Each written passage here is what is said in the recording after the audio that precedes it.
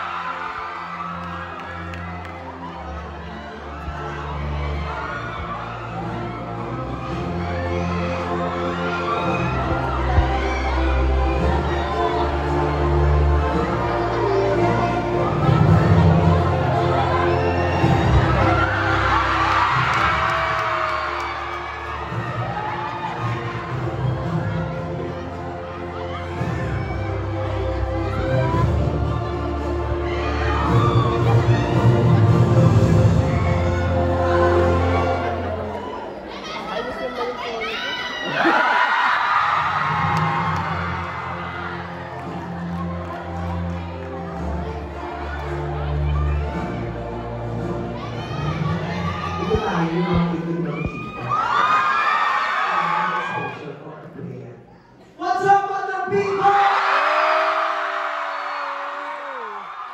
Magandang tuloy sa inyong lahat. Nag-iiwas! Yung mga ulitin dito. Thank you very much. Parang po sa parang naibigay sa Showtime. Nagpapasalamat kami sa Trinity University of Asia 10th Platinum Stallion National Media Awards. Maraming salamat po sa kabayo nito. Ang kabayo ng nagpapasalamat para sa kabayo nito. Hindi ito yung unang pagkakataon ng mga katagapang Showtime ng paralan mula sa inyo. Kaya gusto po kami nagpapasalamat dahil pagkapos ang ilang taon sa napakaraming pinagdaanan ng aming istasyon ng aming programa, kami pa rin ang pinipili at minamahal ninyo. At ganoon din po kami, kayo pinipili at minamahal at gusto pa at aluin at pagsibihan araw-araw. Maraming salamat.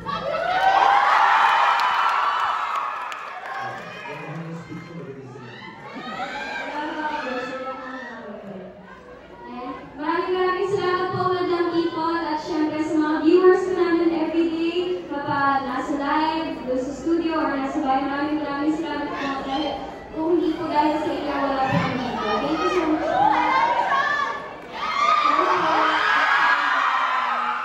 Magpapasalamat po kami sa karanay din po sa It's Showtime, kapamilya, kapuso, sa Jericho, ABS-CBN. Maraming salamat po sa inyo lahat, Madam Ipon.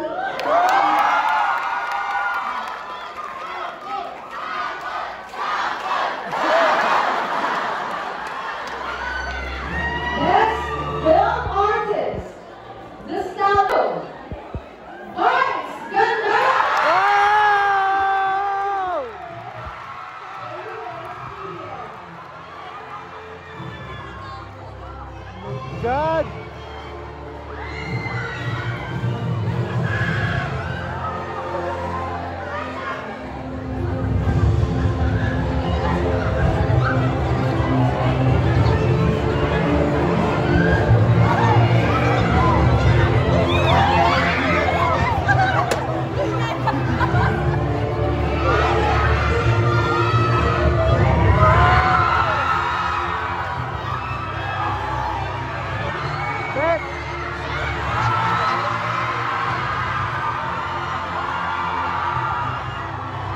Ben, baby kita.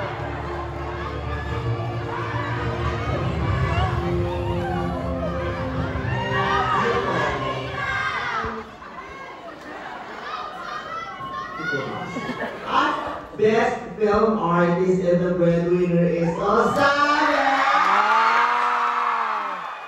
Ano po ba parang best actor ba ito? Ayan, kasi nabasa ko meron best film actress category. Tapos siyempre iba nanalo doon. Tapos napalalunan ko daw best film artist.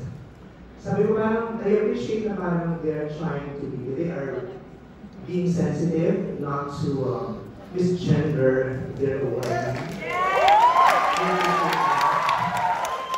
Though I'm comfortable with being put to the men's category, okay lang din ako ako.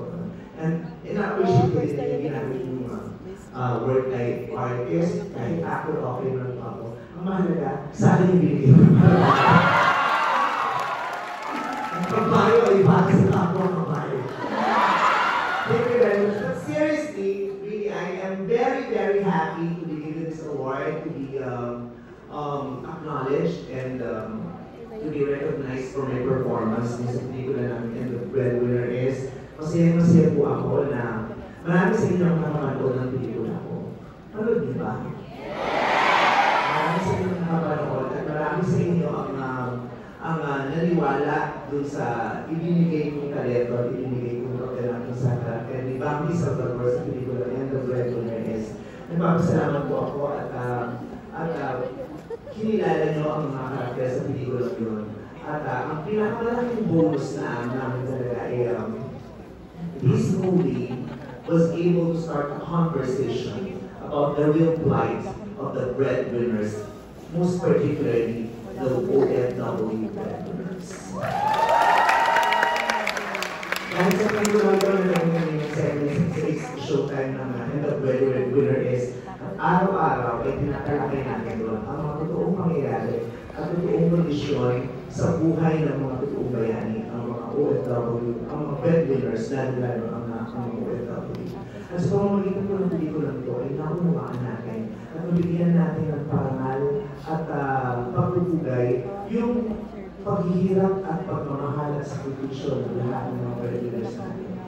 Kayo mga mag-aaral dito sa Trinity, ngayon, nag-aaral pa lamang kayo. At sinisimulan ninyong linangin ang inyong mga kakayahan, kilalanin ang inyong mga kakayahan na gagamitin ninyo sa kasampaan na nagabang sa inyo pagkatapos ng graduate dito sa eskwelahan. At balang araw, kayo din ay magiging breadwinners. Ang pagiging trabahador, ang pagiging magdadawa ay hindi dito. Napakahirap mong pagiging magdadawa, lalo-lalo na kung ikaw ay magdadawa na nagtataguyod ng buhay, hindi lamang ng sarili mo, hindi ng buong pamilya mo.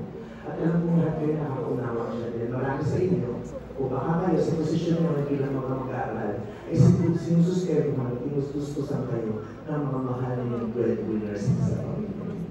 Sana maunawaan ninyo, bilang ang kanilang kalagayan. Balang araw kung mayayari ito sa inyo, sana makakanggap kayo ng kanampaan ng pangunawa at pagmamahal at maibalik ang pagmamahal at ibibigay ng lahat ng breadwinners because that is what they truly deserve. So sa lahat ko na napanood ang pelikula natin, maraming salamat. And thank you so much for acknowledging my talent in this movie and the breadwinners. Thank you very much.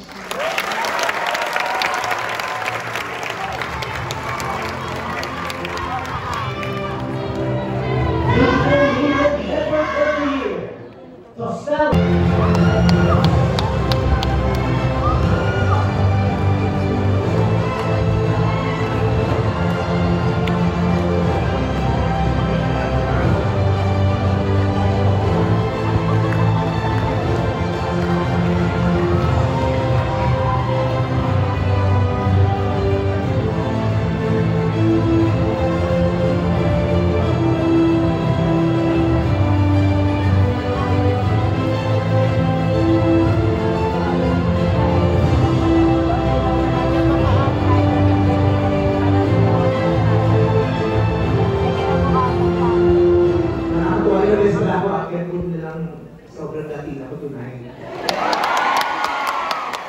Pag-ibig nyo, yung nakita ka sa akin sa personal.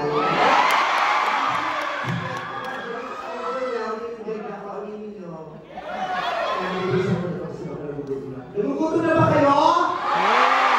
Oo, eto! Hindi, biro lamang. Masaya po kami na para sa inyo kami best film. Maraming salamat sa inyo lahat, sa lahat ng mga bumoto, sa lahat ng mga decision para na ito. Sobrang masaya po tayo ng puso ko dahil sa tagal-tagal ng pagbago ng Pilipinas. pelikula, pero very ako na yung pelikula, lalo sa Metro Manila Festival, but this movie is extra special. Para po sa akin, sabi ko hindi mo isasama ng loob ng nasira akong nanay sa pelikula na si Wendy de Ramos. Pero itong pelikula ko, pininiwala ko, ito ang pinakamagandang pelikula na gawa. At ang sarap sa puso, hindi na ako naniniwala kayo din. In fact, hindi lang sa filmography ko, kundi sa buong taon para sa inyo. And the breadwinner is the best film. Maraming salamat po.